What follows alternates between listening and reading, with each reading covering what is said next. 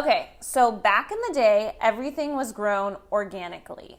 There was no such thing as organic or not organic. All the farmers, everybody, just did everything organically because there weren't chemicals in the food system.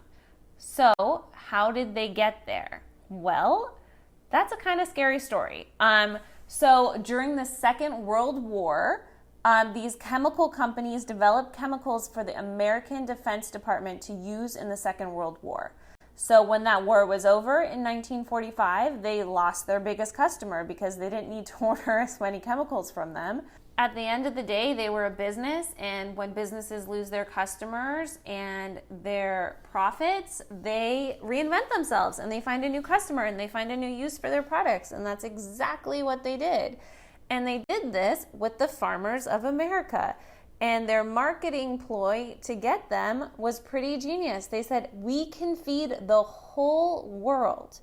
If you use our chemicals, we can feed the whole world because you won't lose any crops to bugs. Sounds like a pretty good deal, huh?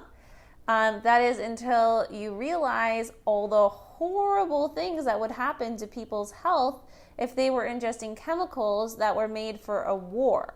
So these chemicals, they are designed, the reason that you don't lose crops when you're spraying them is because they make insects that feed on these crops, it makes their stomachs explode. So imagine what it's doing to you. Yeah, you're a lot bigger than a bug, so the effects aren't going to be as immediate, but it's definitely not good for your health. There's no reason that we should have these chemicals on our food. And also, they have to spray these things. The people spraying the crops are in hazmat suits. And then all of a sudden it's safe for us to eat it? No, I don't think so.